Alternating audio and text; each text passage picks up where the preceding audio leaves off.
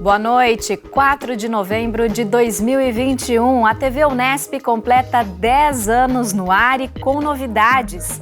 As cidades de Botucatu e Itapeva agora recebem a TV Unesp em sinal aberto. Esta edição especial do Unesp Notícias começa agora.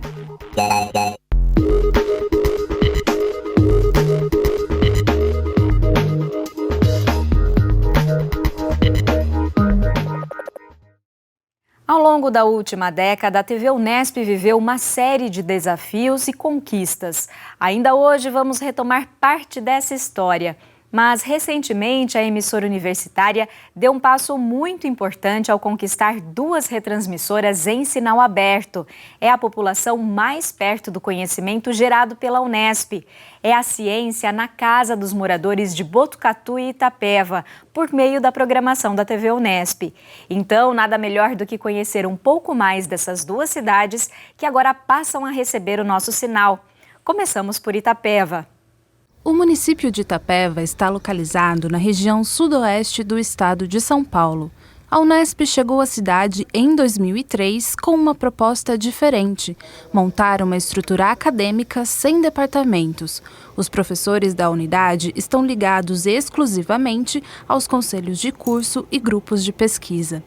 Os docentes atuam em 2 cursos de graduação: Engenharia de Produção e Engenharia Madeireira. O professor Juan Cebrián está entre eles.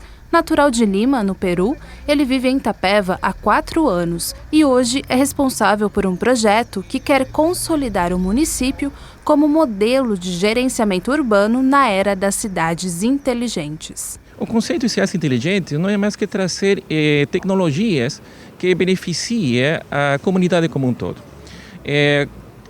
Porém, para isso é necessário entender a necessidade da cidade. As cidades são diferentes, têm diferentes perfis, diferentes realidades. Então, para poder trazer essas tecnologias, é importante ter um contato com a necessidade da comunidade. E os órgãos gestores de cada cidade são aqueles que têm mais informações sobre isso. Cidades de pequeno porte, médio porte e de grande porte têm necessidades diferentes e mais urgentes. Agora, cidades inteligentes é mais que tornar esses tipos de serviços mais eficientes, para que as pessoas, a comunidade, se beneficiem diretamente pela eficiência desses sistemas. E com isso, levar os recursos para direções que realmente interessem para a comunidade, né? E para isso necessitamos tecnologias avançadas, tecnologias de comunicação, conectividade, sensores, só que os elementos por si só já traz benefícios, mas a cidade inteligente conecta todos esses elementos justamente para que o resultado disso torne um sistema de gestão municipal da cidade muito mais eficiente e ajude algum gestor para oferecer melhores serviços para a comunidade. Para entendermos melhor a proposta, que está em fase de elaboração, o professor Juan acompanhou nossa equipe de reportagem durante uma visita à cidade. Na região central, ele logo nos aponta uma questão: é possível modernizar o sistema de iluminação pública do município. A prefeitura já tem trabalhado nisso, mas ainda encontramos lâmpadas de vapor de sódio iluminando as ruas. A substituição delas por lâmpadas de LED permite a instalação de dispositivos inteligentes e sensores que transportam dados sobre o consumo de energia, funcionamento e falhas de operação do sistema. A ideia é que eles sejam direcionados para uma central administrada pelo município. A nossa perspectiva do projeto é ir na direção de identificar regiões que ainda utilizam luzes halógenas por trocas de lâmpadas LED. Mas não somente isso, também seria aproveitar a infraestrutura dos postes para colocar câmaras filmadoras que permitam coletar imagens, fotografias, vídeos também. E essas imagens seriam processadas para transformar essa informação em indicadores que mostrem, por exemplo, o trânsito, ou possibilidade de tráfego na cidade, densidade populacional, quantas pessoas estão circulando. Informações que ajudem tanto aos gestores da cidade para identificar elementos que melhorem a segurança dos cidadãos ou também que melhorem também o trânsito, elementos que podem ser colocados na cidade. A mesma lógica de economia pode ser aplicada no interior de prédios públicos. Um projeto de iniciação científica orientado pelo professor Juan vai trazer importantes contribuições para a proposta final apresentada à Prefeitura. Esse projeto, na verdade, começou com um estudo preliminar com o professor Juan, onde a gente fez uma análise muito mais bibliográfica do que existia de tecnologias, do que existia de materiais na internet, e livros, e PDFs, e trabalhos, para entender o que existe hoje disponível no mercado. Começou então com esse projeto de iniciação científica, a primeiro momento sem bolsa, onde a gente levantou todas essas tecnologias, materiais, essa é a parte mais bibliográfica da coisa. No ano seguinte, com esses resultados preliminares que a gente teve dessa pesquisa, a gente conseguiu uma bolsa na FAPESP, aí com iniciação científica também, e aí a gente conseguiu fazer uma abordagem muito mais prática. Como assim? Então a gente começou a estudar. Beleza, a gente tem os materiais, a gente tem as tecnologias. Vamos tentar aplicar elas de uma maneira real e concreta? E foi o que aconteceu. Então a gente pegou aqueles materiais, aquelas placas, microcontroladores, Wi-Fi, para fazer um controle em um prédio da parte de iluminação e climatização, porque eram coisas mais tangíveis da gente conseguir aplicar dentro do prédio da Unesp. E o prédio que a gente acabou escolhendo foi o dos professores, porque tinha bastante salas, bastante usuários. E essa era a ideia que a gente queria pegar. Como que a influência do comportamento humano influencia na conta de luz? O projeto de Vinícius tem bastante a ver com prédios inteligentes. Quando nós vamos na perspectiva de prédio inteligente, seria fazer uma economia de energia, porém sem comprometer as preferências dos usuários. Os usuários têm suas preferências em climatização e iluminação. Nossa perspectiva de prédio inteligente é detectar possíveis desperdícios de energia. Por exemplo, ar-condicionado ligado quando não tem ninguém no ambiente. Iluminações em corredores onde não tem ninguém utilizando esse ambiente. Então, são esses elementos que podem ser detectados e podem ser analisados e, de certa forma, ajudar no desligamento de equipamentos que não estão sendo utilizados. Mais alguns passos pelo centro e avistamos caçambas onde a população deposita o lixo recolhido pelo serviço de coleta. Serviço que poderia se tornar mais eficaz com o uso de tecnologias que já estão no mercado. Nossa percepção é começar a dar informações que podem ser vindas das próprias caçambas. Dessa forma, a caçamba informaria a sua capacidade, como que ela está, a capacidade de lixo naquela caçamba. E isso pode ser feito com sensores, elementos de comunicação também.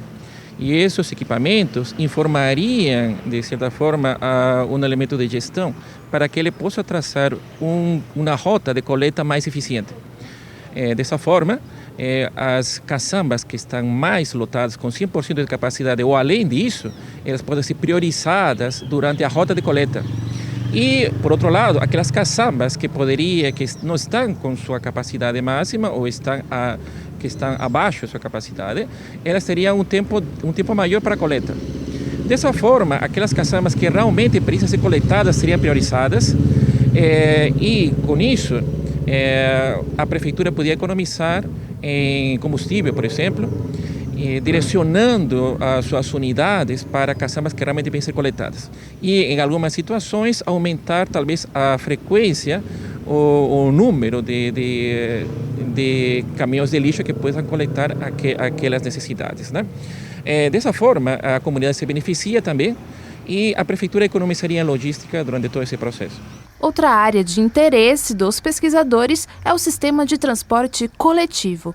Há alguns meses, a cidade passou por uma mudança importante. Os ônibus passaram a fazer o transporte gratuito dos passageiros.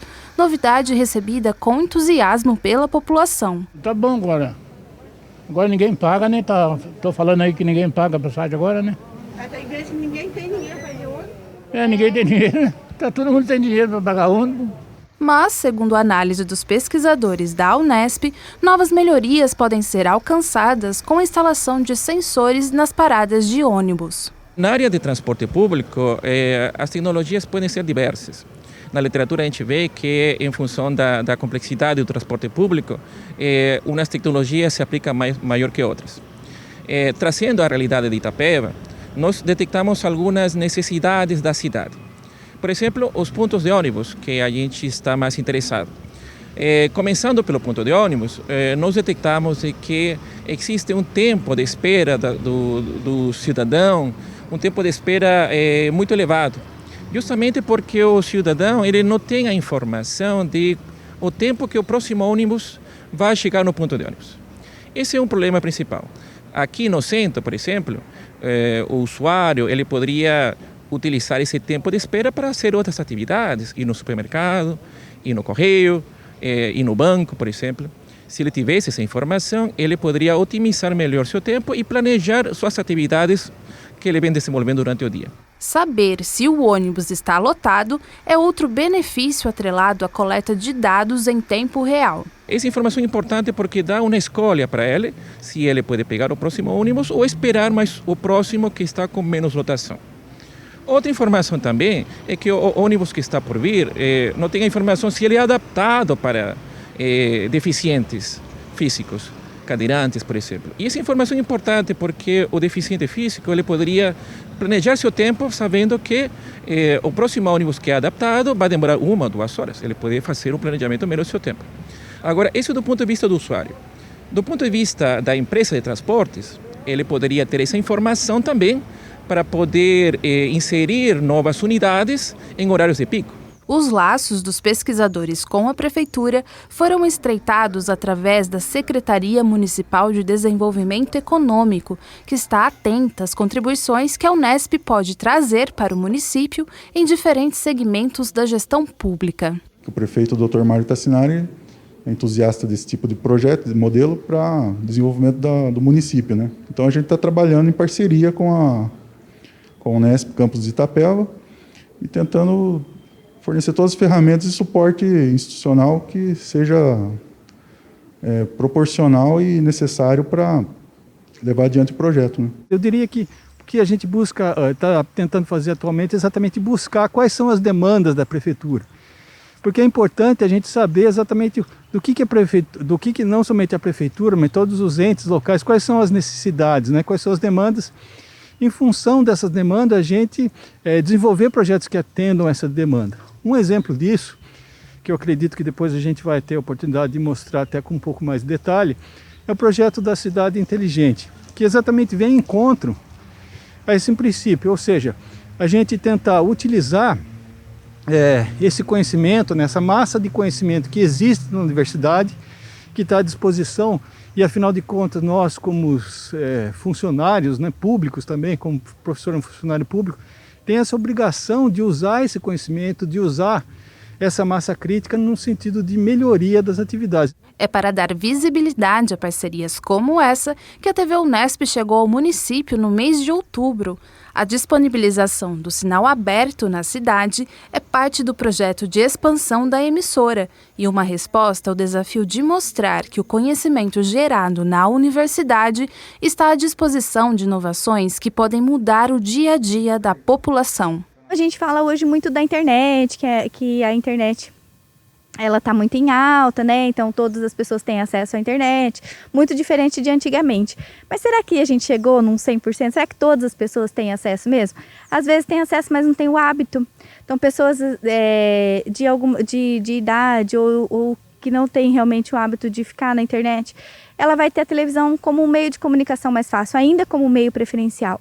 Então eu acho que a TV aberta ela tem um diferencial, ela entra dentro da casa do telespectador, né? Os professores são professores jovens, capacitados, é um potencial humano incrível e parece que foi uma afinidade muito tranquila, tanto de lá para cá como daqui para lá. Então eu penso em acrescentar mais essa parceria, que vai ser muito importante para nós, para os nossos filhos, nossos netos, para toda a geração aqui da nossa cidade. E tem gente que já está aproveitando a novidade. A Patrícia tem um consultório no centro da cidade.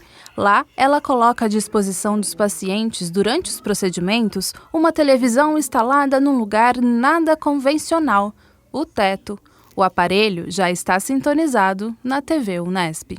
A TV Unesp vai entrar na sala de espera, vai entrar na minha casa e durante o tratamento odontológico. Eu tenho certeza que quem assistir vai adorar.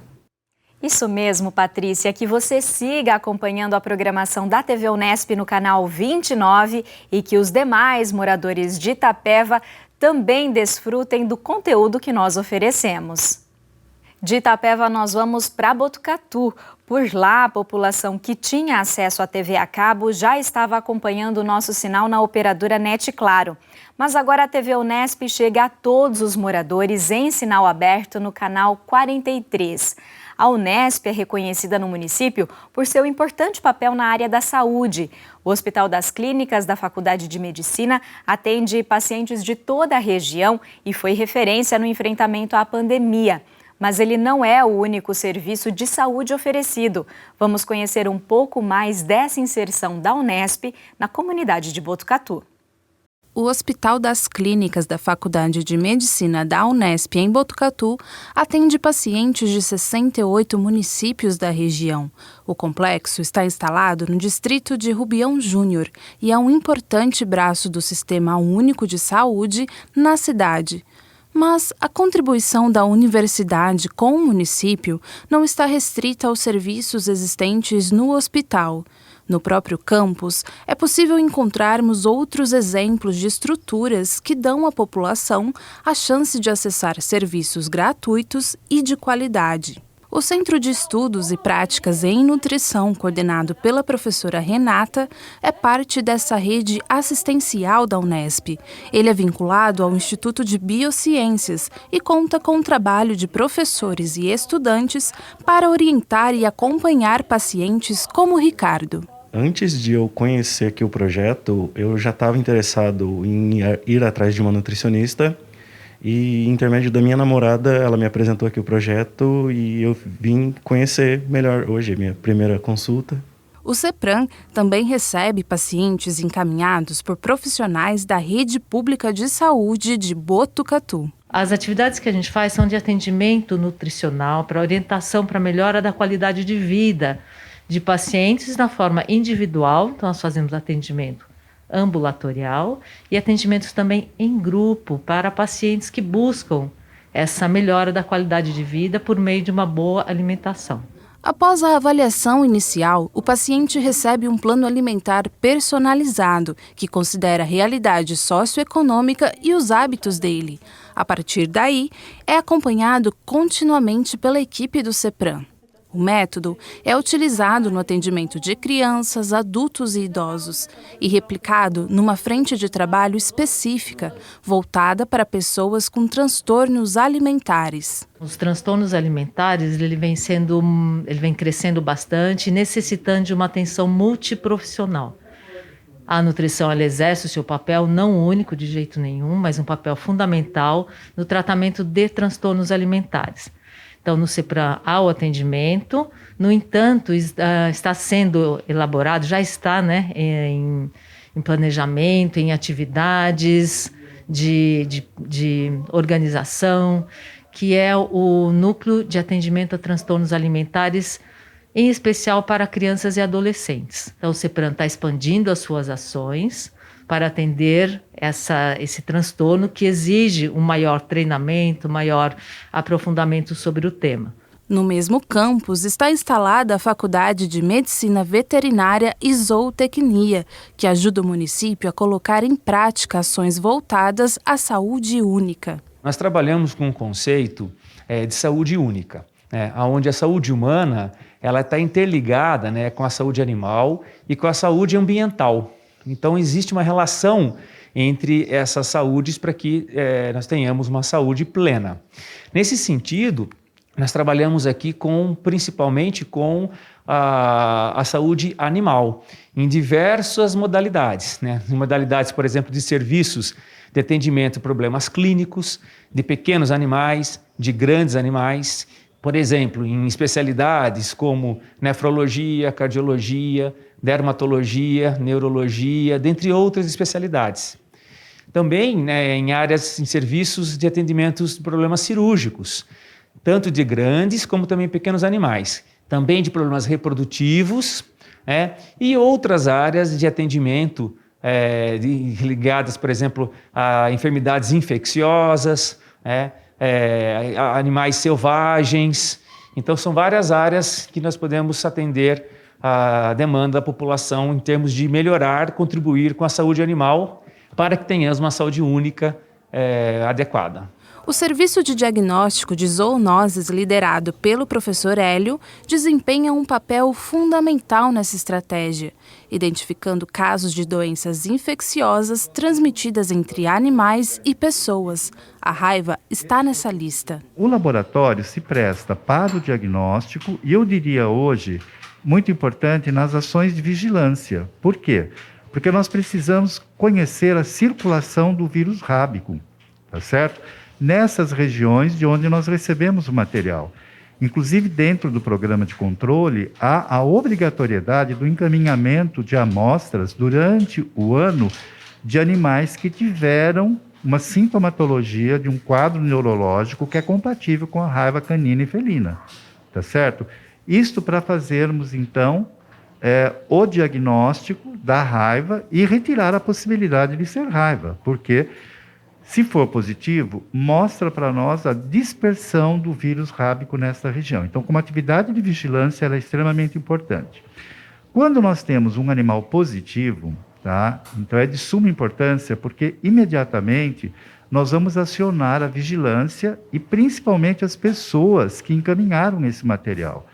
Por isso, na ficha epidemiológica que nós recebemos no laboratório, é importante que contenham todos os dados. Se houve vítimas, o endereço que nós temos para encaminhar o laudo, tá certo? Ou telefonarmos, porque é importante que as pessoas agora procurem o serviço de saúde, né? As unidades básicas de saúde ou serviço de saúde, para que eles possam ver qual conduta tomar frente mediante o resultado positivo. O laboratório, que faz parte do Programa de Vigilância e Controle da Raiva no estado de São Paulo, usa 2 técnicas de padrão internacional para garantir a excelência do trabalho. A gente faz 2 provas que são recomendadas pela OMS, que é a reação de imunofluorescência direta, que é quando a gente faz um imprint, ou seja, a gente pressiona o material encefálico em uma lâmina e posteriormente a gente vai corar com um conjugado que possui um fluorocromo, que é um componente fluorescente, e aí a gente vai conseguir observar os corpúsculos da raiva que o vírus provoca no material encefálico. E após isso, a gente vai fazer a inoculação em camundongos, que é a bioprova, ou prova biológica, onde a gente vai observar esses camundongos por 30 dias, em casos de herbívoros, ou 21 dias em casos de carnívoros, e a gente vai observar se tem alguma alteração neurológica nesses animais. Eles vão vir a óbito e, posteriormente, a gente faz o processo também de imunofluorescência para confirmar o diagnóstico. O laboratório também atua no diagnóstico de casos de leptospirose, toxoplasmose, brucelose, tuberculose e doença de Chagas. Uma atividade de extensão, de prestação de serviço na elucidação de diagnóstico que o pessoal médico ou médico veterinário, tá certo, está necessitando naquele momento para resolver um problema, porque não se sabe qual é o diagnóstico, ainda não tem um diagnóstico fechado, porque clinicamente, muitas vezes, as doenças, elas se confundem, tá certo? Então, doenças, por exemplo, com uma tríade de febre, mal-estar, indisposição, tá certo? Então, há várias suspeitas. Então, o bom profissional e também salvaguardando a vida do paciente, ele procura estar encaminhando o material para diagnóstico para centros de referência, né? Então, além da importância para o profissional, né, lá fora, da importância para a faculdade, porque isso mostra que ela está cumprindo o seu papel social, né? É muito importante na formação de recursos humanos.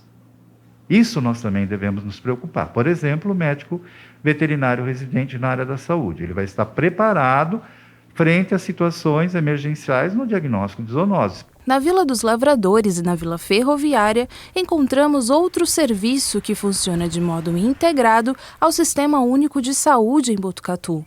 É o Centro de Saúde Escola. Estudantes da Faculdade de Medicina da Unesp atuam nas 2 unidades junto com profissionais formados. Eles se dedicam a colocar em prática os princípios da atenção primária. As 2 unidades, elas realizam, então, a atenção integral à saúde da criança, a atenção integral à saúde da mulher, a saúde do adulto e do idoso e a saúde mental. De certa maneira, como ela é uma unidade escola, a gente realiza um matriciamento no formato dos NASFs, que são os núcleos de apoio à estratégia de saúde da família. Então, no nosso território, a própria unidade, né, nas duas unidades, a gente realiza um serviço de matriciamento e de apoio a todos os profissionais. Nós temos ainda a área, então, essa área grande de saúde mental, e nós temos também a área de saúde bucal, e temos também saúde ocular. O Centro de Saúde Escola atende cerca de 25% da população de Botucatu.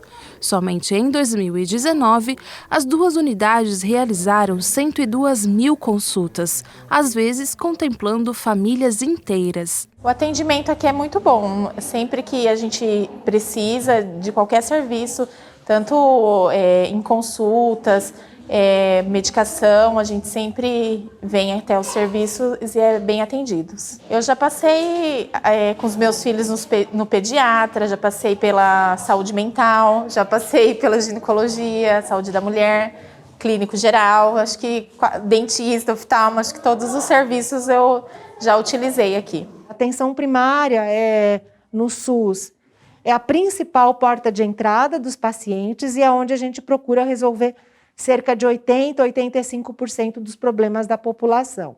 Assim, a Unesp mostra o impacto da universidade pública sobre a vida da população. Com tudo do jeito que está o Brasil, do jeito que está hoje, é bem difícil se encontrar algo que seja tão bom e aberto ao público, né? De forma que deixa até feliz qualquer um da comunidade que tenha conhecimento aqui do projeto. Então, as pessoas que não conhecem, vale a pena porque tem bastante coisa que o serviço oferece. Agora nós vamos para um rápido intervalo e na volta vamos conhecer a opinião dos reitores das últimas gestões da Unesp sobre o papel da emissora e também a trajetória do jornalismo da TV Unesp nos últimos 10 anos. Nós voltamos em instantes.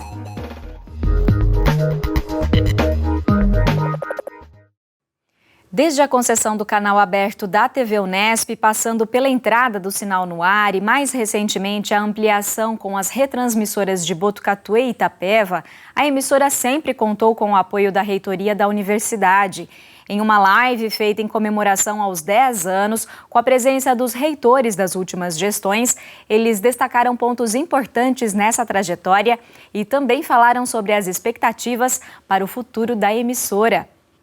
O professor Sandro Valentini, reitor de 2017 a 2021, relembrou justamente como ocorreram as tratativas para ampliação do sinal da TV Unesp para as retransmissoras de Botucatu e Itapeva.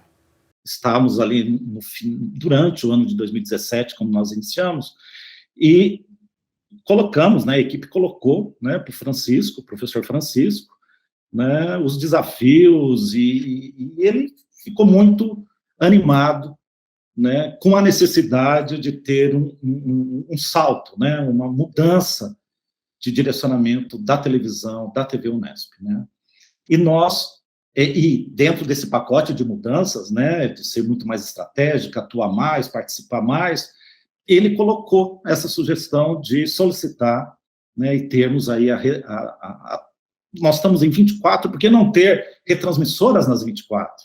Né, e esse projeto começou, né, com 2 retransmissoras, a solicitação ao ministro Kassab, que na época nós tínhamos a fusão, né, de 2016 a 2020, os 2 ministérios foram fundidos, né, então era o MCPTIC, né, e levamos a proposta ao ministro, que nos recebeu aqui no escritório em São Paulo, nós fomos a Brasília, ele, no início de 2018, né, ele achou interessante e se mostrou totalmente favorável, né, bem convincente da necessidade de que a TV Unesp precisaria tomar essa proporção maior no estado de São Paulo. E aí nós tivemos a felicidade, né, disso ter caminhado na direção de ter uma retransmissão, 2, né, ainda faltam várias, né, mas pelo menos 2 retransmissoras, né, a retransmissora de Botucatu, né, e a de Itapeva. Né. Então foi foi muito importante, e o ministro, à época, ele concordou na hora, né, e assinou a papelada, e o Francisco, né, eu estava lá justamente pelo Francisco, e o Francisco mostrando a importância, e ele se convenceu numa reunião, e é claro, nada caminha na mesma velocidade, mas desde aquele momento, né, ele teve essa possibilidade de fazer essas tratativas, e termos aí dois canais possibilitando a retransmissão do material produzido pela TV Unesp. Já o professor Marcos Macari, que esteve à frente da universidade entre os anos de 2005 e 2009, quando o projeto da TV Unesp foi aprovado, relembrou de um dos objetivos traçados para a emissora que gostaria de ver concretizado.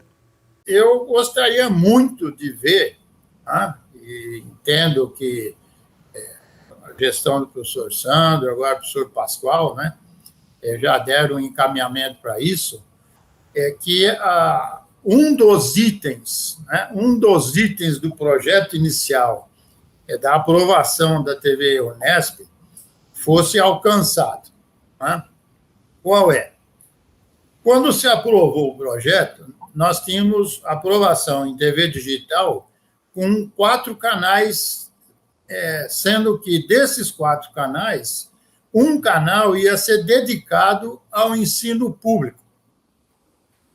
Um dos canais era para que a Unesp gerasse conteúdo, né? E esse conteúdo, quando uma professora lá em qualquer cidade desse estado quisesse acessar uma aula de biologia, de física, de matemática, ele entrava na TV Unesp e esse conteúdo estaria disponível para os alunos na sala de aula. É fácil fazer isso? Não, não é fácil. O tempo está mostrando que não é.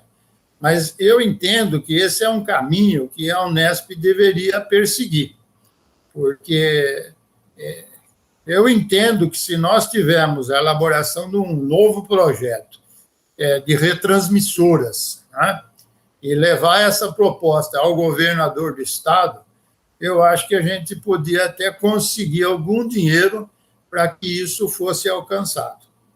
E traria também, eu acho, muita satisfação para o nosso corpo docente, para os nossos pós-graduandos, né, mesmo para os nossos graduandos, participar de programas que eles fossem de fácil acesso para todas a rede pública do Estado, né? Seja ela de primeiro grau, de segundo grau, enfim, eu acho que esse seria assim, algo que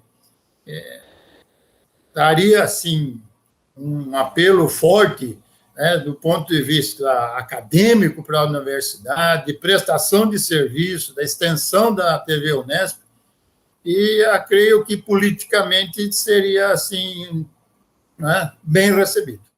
Marilza Rude, que foi vice-reitora na gestão de 2013 a 2016, destacou um compromisso assumido pela TV Unesp nesse período: os debates antes das eleições da reitoria, que se consolidaram nos anos seguintes. Hoje, a hora que a gente conta, não tem não é novidade nenhuma. Mas em 2012, foi a primeira transmissão ao vivo entre a Unesp e a Rádio Unesp, e a interação com a comunidade, para que o professor Júlio e eu apresentássemos nosso programa da chapa. E nós dois tínhamos eu diria assim, era uma brincadeira na época, mas que a gente sabia que precisava de muita comunicação, porque nós éramos candidatos únicos.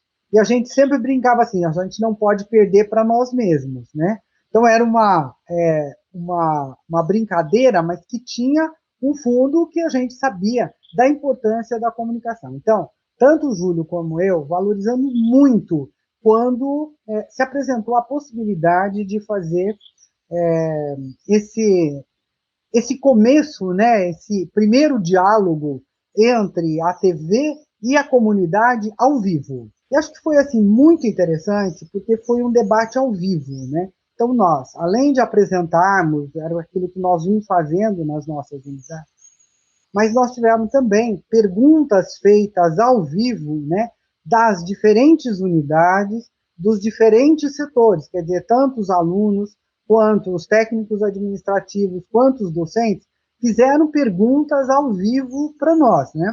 Isso foi, assim, bastante interessante e muito rico no debate. Já Herman Wurwald, reitor da Unesp entre 2009 e 2013, mas licenciado em 2011, destacou a importância que a emissora adquiriu no atual contexto pandêmico, na consolidação da importância da universidade pública. A pandemia ela traz um cenário de ensino remoto e eu tenho assim percebido de que há um movimento no sentido de se esvaziar a importância do presencial, de que, na realidade, o sucesso do remoto mostra que talvez seja esse o caminho. Eu sou um crítico dessa ideia, mas não vou me manifestar nesse instante.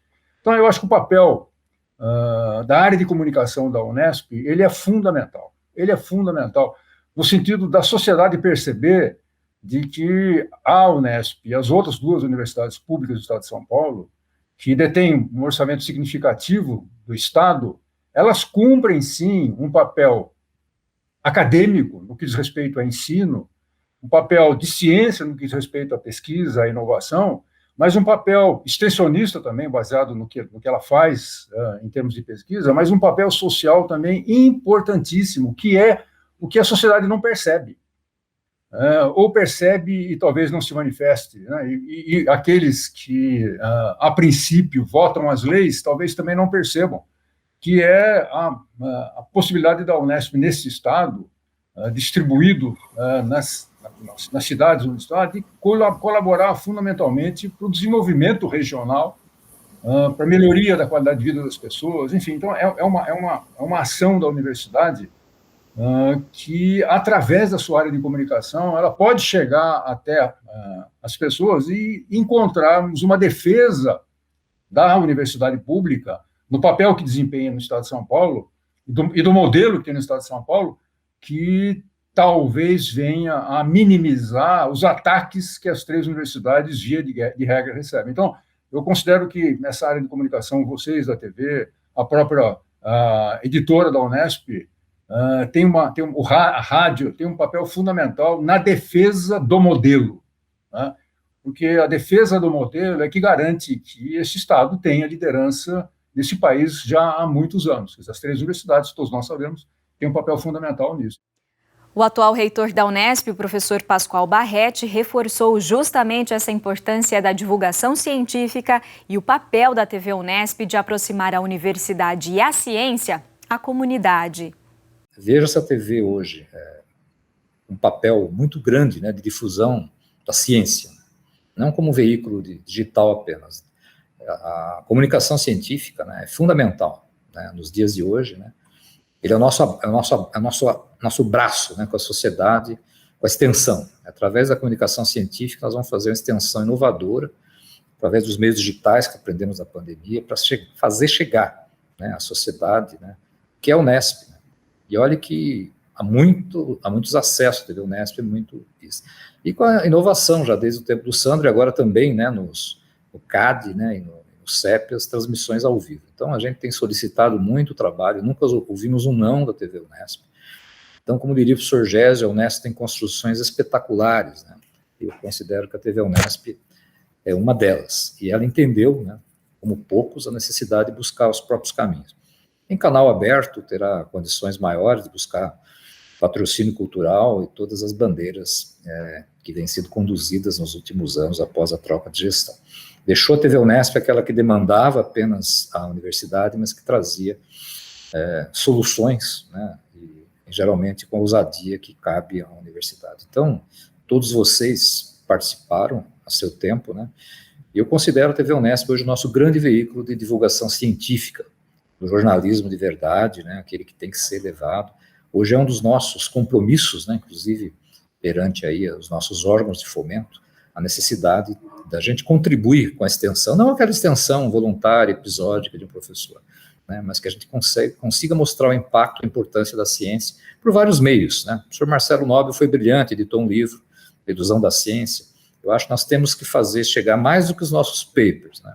Uma comunicação científica leve, para que a gente combata esses milhões de brasileiros atormentados pela fake news no pior governo da história desse país, né? Então, nós temos como universidade de mostrar, né, as nossas posições, a nossa produção, e fazer que a sociedade nos veja de fato, né, e nos entenda e nos apoie.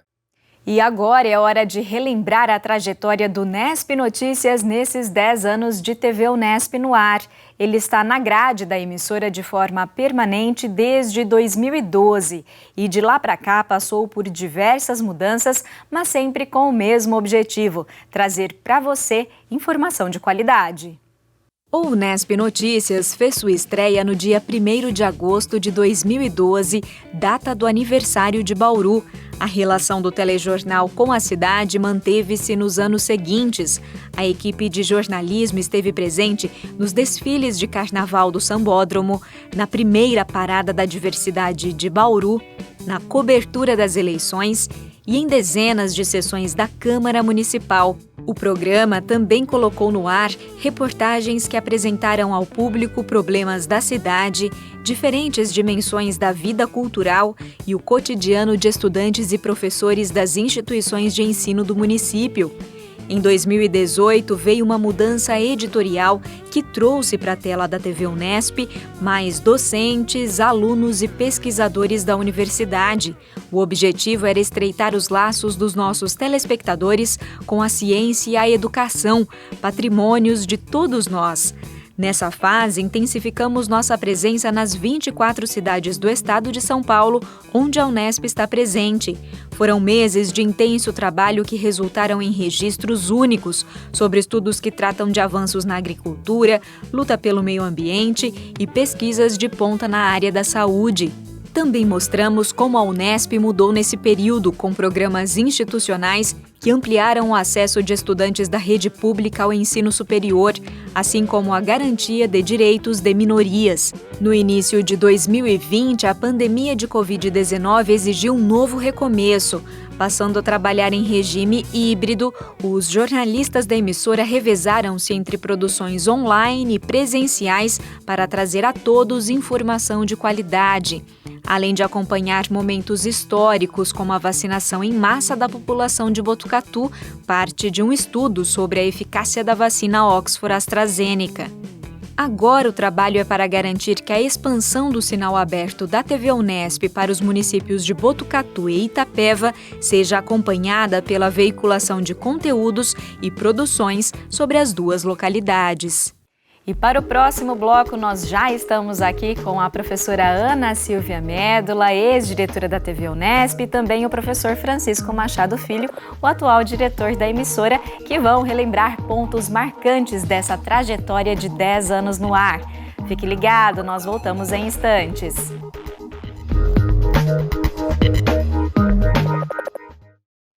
Estamos de volta e eu quero agradecer aqui no estúdio a presença da professora Ana Silvia Médula, que é ex-diretora da TV Unesp. Muito obrigada por aceitar o nosso convite, Ana Silvia. Eu é que agradeço o convite, quero dizer da minha satisfação e da alegria de estar aqui nesses 10 anos da TV Unesp. Em primeiro lugar, parabenizando toda a equipe, todos os profissionais que ajudaram a construir essa história. E também o professor Francisco Machado Filho, nosso atual diretor. Obrigada, Francisco, pela presença. Eu agradeço, Leire, muito feliz por estar aqui também e muito feliz pela Ana Silvia estar aqui com a gente. Bom, então vou começar relembrando um pouco da nossa história aqui na TV Unesp, né? Ana Silvia, você foi responsável por colocar a emissora no ar. Como é para você olhar para esses 10 anos de TV Unesp? Olha, Leide, na verdade, eu não fui a responsável, acho que a equipe toda, né? Esse era um projeto que já estava sendo sonhado, gestado, pré-organizado, né, sob a direção do professor Antônio Carlos de Jesus, né, hoje já falecido, mas assim, era um contingente muito grande de profissionais do mais alto gabarito, profissionais todos formados e todos muito ansiosos em colocar uma TV que é uma TV que veio para ser e definitivamente se concretizou um marco na história da TV universitária no âmbito nacional. Né? Uma televisão que até hoje ela é uma referência. Então, assim, foi toda uma equipe e, além de um esforço dessa equipe, um esforço institucional, um esforço muito grande da própria Unesp, que é uma universidade que tem essa potência enquanto instituição de ensino superior, enquanto instituição de formação de profissionais e de desenvolvimento de pesquisa, em apostar em um projeto tão ambicioso e tão desafiador na área da comunicação, colocando a TV Unesp no ar. Então, eu quero compartilhar isso com todos, inclusive você, que participou dessa história. Sim, 10 anos no ar. E Francisco, como que você vê, né? A professora Ana Silvia já adiantou um pouquinho, né, da importância da TV Unesp no cenário das TVs universitárias. Nós temos um sinal aberto que está em expansão para outras 2 cidades, Botucatu e Itapeva, né? Como você enxerga essa trajetória? Queria primeiro, tirando um pouquinho da modéstia da professora Ana Silvia, colocar uma televisão aberta no ar, no país, né, uma TV universitária no país que nós temos hoje, não é tarefa fácil. Então, Ana Silvia, mesmo que você tenha colaborado, tenha tido a colaboração da sua equipe, o seu trabalho à frente da TV naquele momento foi essencial para hoje a gente estar vivendo aqui esse momento e a possibilidade de expansão, né? A legislação brasileira ela é muito complexa em relação à radiodifusão aberta. Para vocês terem uma ideia, de 180 TVs universitárias no país, só 22 têm sinal aberto. E a TV Unesp é uma dessas 22. E dentro dessas 22, as que têm retransmissoras e um parque tecnológico ainda é mais restrito ainda. Então, realmente, foi um trabalho institucional, como nós vimos nas falas dos reitores, no programa passado, no próprio empenho da professora Ana Silvia e da equipe. É uma vitória e um motivo de orgulho a Unesp ter uma emissora como essa e hoje tendo aí seu sinal expandido, não só no sinal aberto, mas também nas operadoras por cabo. Então, é um movimento de celebração muito importante mesmo, significativo a esses 10 anos. E no que diz respeito, né, à programação que a gente colocou no ar nesses 10 anos, que avaliação vocês fazem? Nós atingimos o nosso papel de TV universitária? Olha, a qualidade do conteúdo gerado e disponibilizado, hoje disponibilizado, mas naquele momento veiculado, né, pela TV Unesp, sempre foi uma marca, E penso que não poderia ser diferente, porque isso já foi previsto e estava no bojo da nossa capacidade institucional de produzir um conteúdo relevante para a sociedade, de produzir um conteúdo que reflete o trabalho realizado por docentes, por servidores técnico-administrativos, por discentes, né, alunos que vêm para a Unesp. Então, assim, a qualidade sempre foi uma tônica. A grande dificuldade naquele primeiro momento era distinguir qual era o perfil exatamente da estrutura, sabe, professor?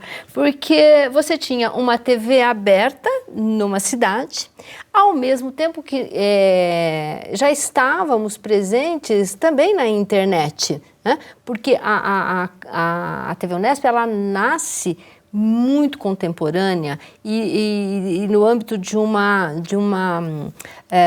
ecossistema midiático em plena mutação, em pleno desenvolvimento. Então, naquele momento, era realmente, assim, um número considerável de programas. Eu me lembro, nós adentramos com, acho que, 13 programas na grade. Nós tínhamos uma grade totalmente produzida aqui, nas instalações, né, da TV Unesp, e que tinha essa visibilidade em sinal aberto na cidade de Bauru, mas também estava na internet.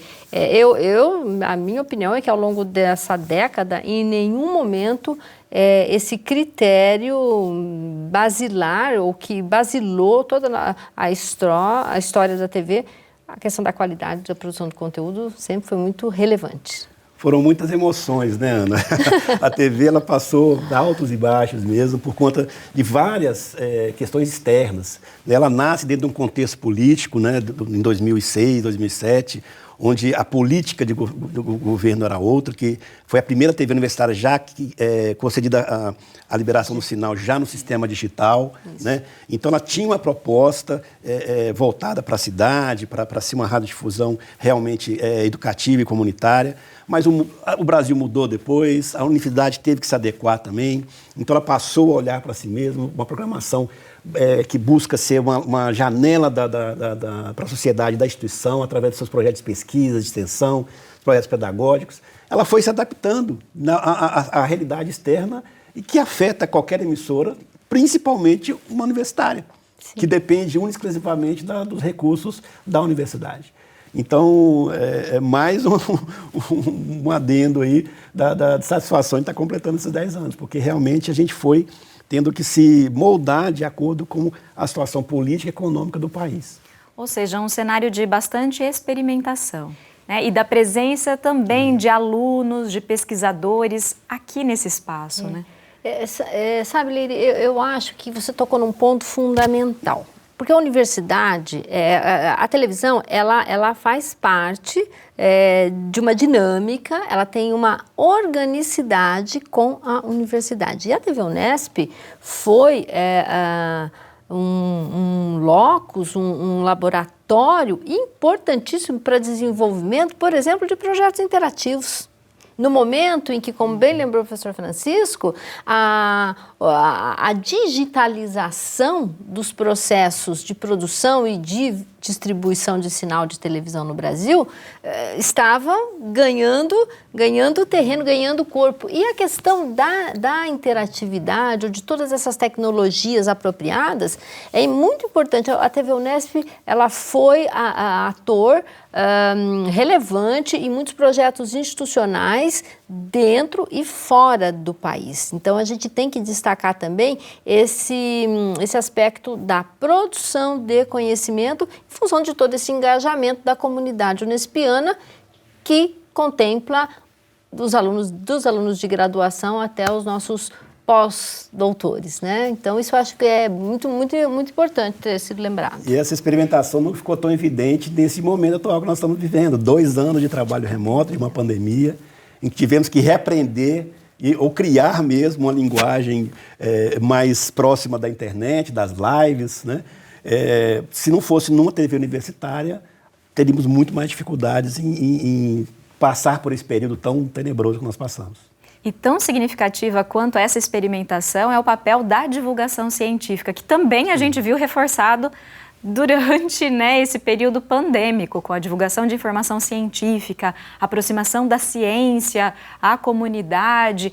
Essa é a grande base da TV Unesp também, né? Sim, isso ficou muito evidente também pelo interesse e procura das pessoas, o nosso canal online, né, através das informações.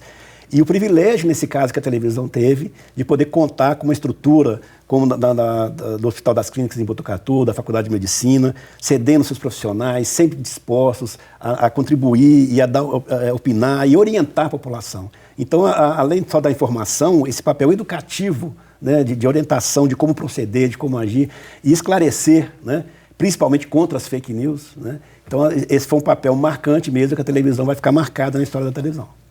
Eu gostaria de acrescentar que o professor Francisco ele toca em dois aspectos dessa questão da divulgação científica. Um é a própria divulgação, né, dos avanços, e o outro é a construção da ciência como um bem simbólico que seja percebido pela sociedade. Eu acho que nós estamos vivendo um momento muito ilustrativo do quão é importante que a sociedade compreenda o papel da ciência para o desenvolvimento econômico, social, tecnológico. Se hoje nós somos um país exportador de commodities, de muitos alimentos, é porque nós tivemos uma Embrapa ao longo de décadas desenvolvendo ciência.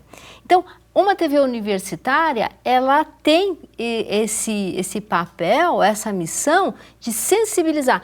Não apenas a TV universitária, mas ela pode colocar essa agenda até para a mídia comercial, a mídia que está aí presente. Eu acho que essa é uma agenda fundamental. Nós estamos assistindo neste ano de 2021, 2020, durante essa pandemia, a importância de termos uma sociedade sensibilizada para o papel da ciência. E uma universidade com uma televisão como a TV Unesp cumpre brilhantemente esse papel. Ficou claro, né, o quanto as pessoas ainda buscam a informação na televisão. Pelas pesquisas que a gente viu ao longo da pandemia, a televisão ganhou um papel e em sinal aberto, né, é muito mais cômodo para acessar, para consumir uma informação. A gente sabe que isso vem mudando ao longo dos tempos, que muitas gerações já não consomem TV, mas a gente tem ainda no Brasil uma parcela significativa da população que consome informação pela TV. A televisão, ela sempre vai ser relevante no sistema aberto, independente até mesmo do número de audiência. Porque para a democracia é essencial que o sinal de radiodifusão seja não controlado por empresas privadas, por empresas que possam colocar um algoritmo e determinar tudo aquilo que a gente vai ver ou ouvir. Então, a televisão hoje é relevante no Brasil e por muitos anos, e para a democracia sempre será relevante. Então, é uma oportunidade, é um privilégio mesmo a gente estar no sinal aberto. A gente tem que entender esse processo, a própria dinâmica da universidade, tem que compreender, né, que ela não é uma produtora de vídeo, mas uma emissora de televisão que tem todo esse papel que nós estamos discutindo aqui. E eu acho importante salientar que a televisão ela é uma matriz audiovisual, eletrônica. Assim como o cinema foi uma matriz, né, também audiovisual, cinematográfica, e depois converge tudo para o digital. Mas essa matriz televisual, ela está presente também nas plataformas de streaming. Né? Então, quando a gente pensa assim, olha, eu acho que a gente não assiste mais televisão, talvez não na grade, no fluxo, como em um determinado momento.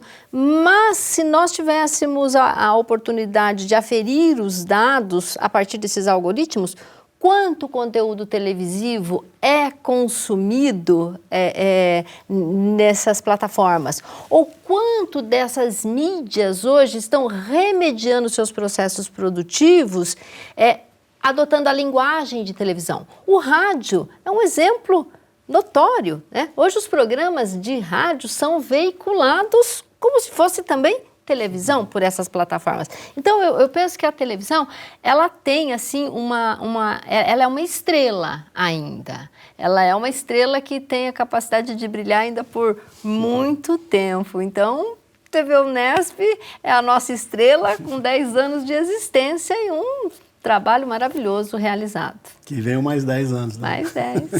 O que vocês imaginam para a TV Unesp nos próximos 10 anos?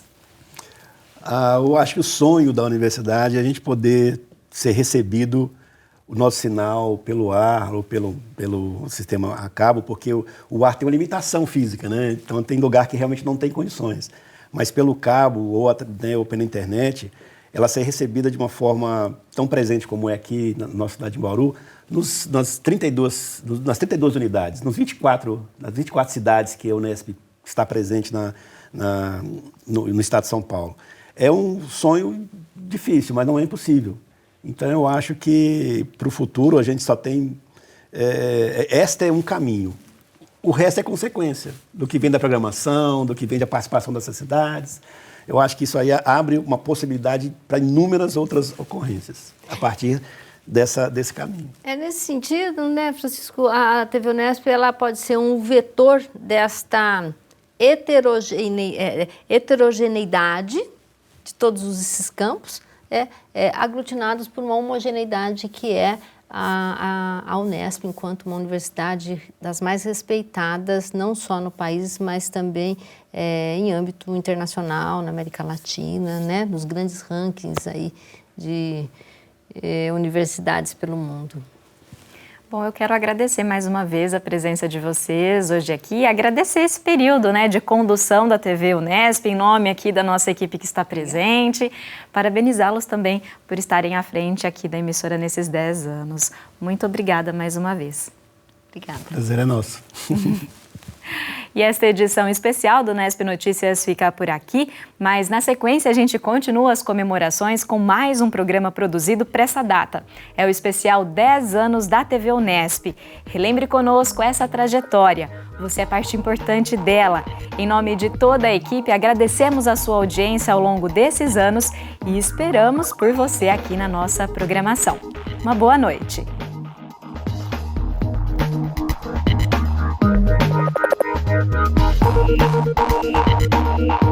Thank you.